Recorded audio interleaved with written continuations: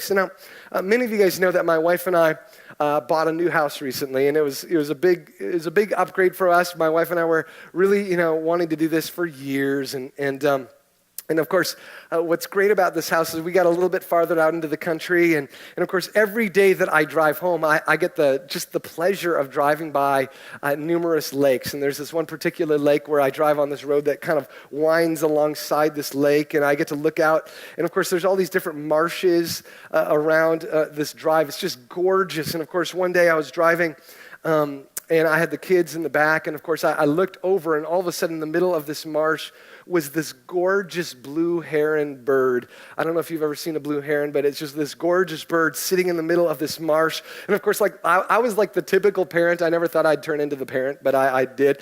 And I immediately, I pulled over. I'm like, kids, turn off your iPods. Turn them off. Look at that bird. Look at that bird. And of course, all the kids are like, seriously, Dad? Really? Really? Okay, so then I'm like, look at that bird. It's like kind of a funny thing, where like you're yelling at your kids to appreciate beauty. You know what I'm saying? So I'm doing that, and I'm like, look at that bird, look at that. And immediately, my girl started laughing at me, and not just laughing at me because I was pulling the car over, but laughing at me like, Dad, what? And I'm like, what's going on? Like, why are you guys laughing at me? And they're like, Dad, that's not even a real bird. That's a lawn ornament. Look at that. That's not even real. And of course, I stopped and I looked at it, and sure enough, we stared at it for 60 seconds, didn't move at all, was staring in the same direction, and very plastic looking the longer I looked at it. And so day after day, I would drive by the same marsh, and I would look at the fake blue heron. There it was. Always staring in the same exact direction in its plastic beauty. And of course, it was funny because over the next couple of weeks, every time I would drive home, I would look at that blue heron in the marsh, and I would think to myself, how could I not see that was nothing more than like a lawn ornament? How could I, I almost felt stupid. I could not believe that I actually thought it was a real thing. And I started asking myself, well, why would I think of that as real? It's so clearly fake. And the truth was, I wanted to believe it was real.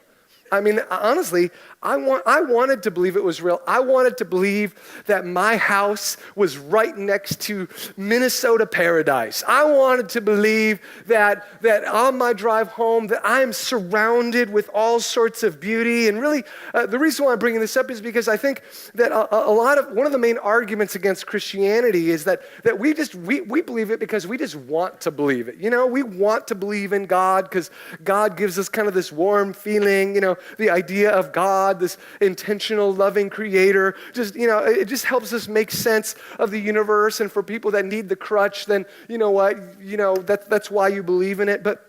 And so, it's been questioned, what if Christianity just turned out to be a lawn ornament? And I think that's a relevant question. What if, in fact, one time, one of my atheist friends, and I'll just end with this, I had an atheist friend actually pose the same question. He just was like, Peter, seriously, I mean, come on, in light of all this, what if it's all a lie?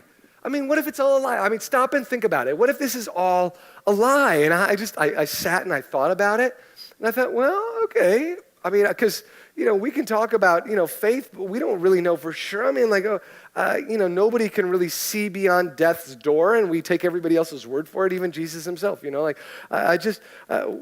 what if it's a lie? Well, all of a sudden I thought, well, if it's a lie, then guess what? I got to live a life of hope. I got to live a life of generosity. I got to live a life that was free of the fear of death. I got to live a life feeling like, I had a sense of security that filled me up so much so that I was able to actually provide love and grace to everybody else, even grace that wasn't natural to me. I mean, it didn't feel natural. And honestly, it's not a bad way to live, even if it was a lie. And then I thought to myself, and then all of a sudden the thought occurred to me, but wait a second, what if you're wrong? If you're wrong, boy, it's going to be hot for a long time. If you're wrong, the implications are like a million times scarier. And, of course, my friend who was intellectually honest, he was like, touche, you got me.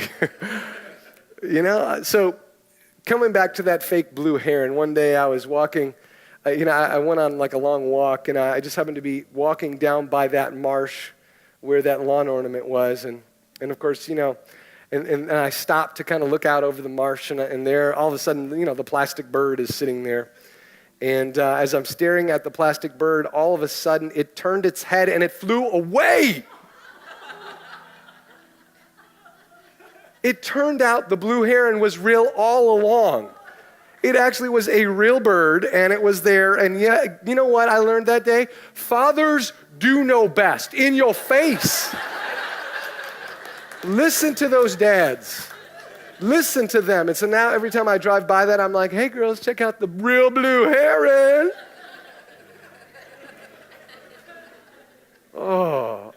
Seriously, it was real. It flew away. And I guess they're really still. You know what I'm saying? Turns out.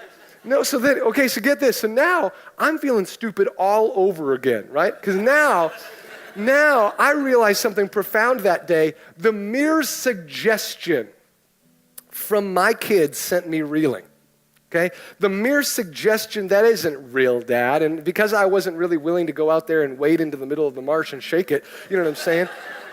The mere suggestion actually sent me reeling. It amazed me how much a small seed of doubt could actually germinate in my soul to the degree that I actually denied reality. Because that's exactly what happened. I denied reality because of the mere suggestion from my kids. I saw falsity where beauty actually existed.